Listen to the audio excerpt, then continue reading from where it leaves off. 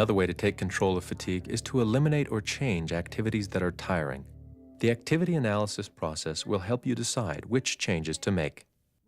The most important thing to remember when you're trying to manage your fatigue is that almost any part of an activity can be changed.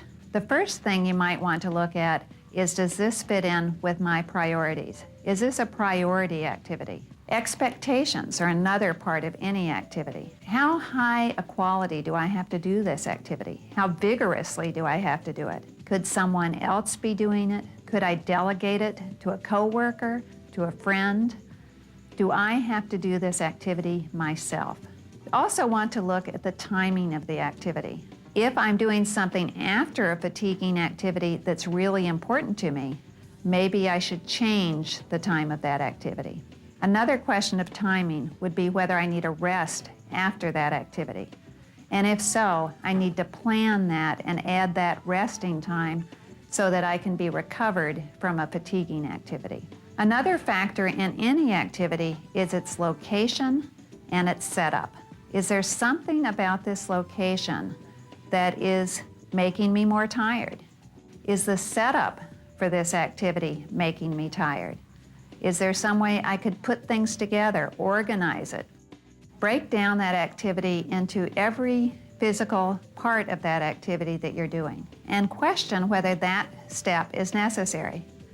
Do I need to combine it? Can I eliminate it? Is there a different time I could do one step and maybe do the other steps together? So there are often ways to change an activity. The pace of the activity is another important part of an activity. Are you doing that activity quickly? Could you perhaps slow it down? Could it be less stressful if you slowed it down? Could it be less fatiguing if you changed the pace? Try and think of ways that you could make that activity easier. For instance, if you used a Cuisinart for cutting, is there some piece of technology like email or voice-activated software that could make that activity easier for you to do? Think about every piece of equipment that is or could be used for an activity. The next step after you've analyzed the activity is to develop the modifications. And so the modifications would depend on what the answers are to those questions that you just asked. If you can identify a piece of equipment that would help, if you can identify a posture or position that you could change, if you could identify changes in timing or combination of steps, all of those modifications taken together often mean that an activity is not nearly as fatiguing as it used to be. Don't think that every modification you make is going to work. Try it out, see if it makes a difference. Give it a good, realistic trial. You might need to make more modifications.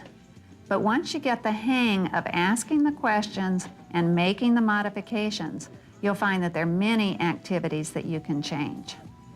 One example of an activity modification might, for instance, be if you're showering. Many people with MS report that they get up in the morning feeling rested, and about a half an hour, 45 minutes later, after they finish their showering, that they're exhausted. The first thing to look at is the goal of showering. Why are you taking a shower? Generally, the answer will be to get clean. The next thing that you'd want to look at would be, is this a priority activity? Is this something I want to do, I have to do, and is it something I could delegate to somebody else?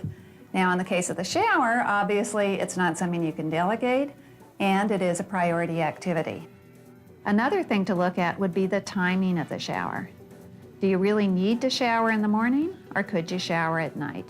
And perhaps even thinking of showering every other day instead of showering every day. If you're walking down a long hall to get to the shower, going up or down stairs to get to a shower, is there a way to change that? Do you have everything you need right there next to possibly a chair that you could put in the shower? So that you have the shampoo there, you have the razor if you're going to shave your legs, you have the conditioner, and you have a towel within easy reach. So if you sit to shower, and perhaps if you're washing your hair and you put your arms on your knees, bring your head down to your knees. You don't even have to have your arms in the air and hold them in the air in order to wash your hair. If you have all your equipment together, you can do your activity sitting, taking much less energy, dry yourself off, and then go on to your next activity.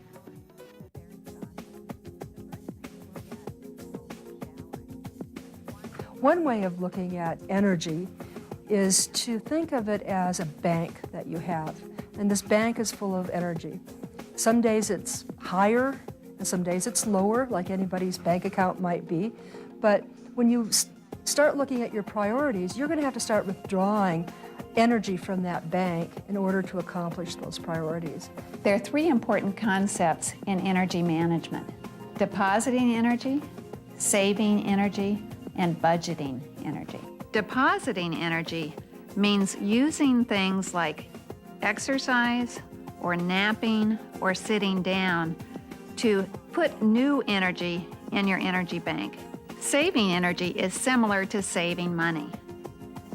Think about things that you don't want to spend your energy on and don't spend it there. Think about things that are important to you, things that you want to do, and save your energy for those activities. Budgeting energy starts with the goal and priority setting. Thinking ahead, thinking about what you have scheduled tomorrow, what you have scheduled in the afternoon, what is important, and what do you want to accomplish this day, this week, this month. I seem to have a lot of requests for my time, and I really want, I want to do everything. I guess a lot of people want to do everything, but I can't, and I don't. The last few months, I've been foster caring puppies for the Humane Society, and I had a litter of 11 puppies. I cleared my schedule for 2 months. I just said, these are taking all my time. So I pretty much didn't do anything, but all my friends who I'd get together with, they knew that they could come to my house anytime and play with puppies. But that was a really important project for me. So it's just a matter of deciding what you need to do and scheduling it that way. Taking control of fatigue doesn't mean that the fatigue goes away. What it means is you are able to do your priority activities, to do the things that are important to you and maybe to your family, and not end up being so tired by doing things that you really don't care about that you can't do the things that you really want to do.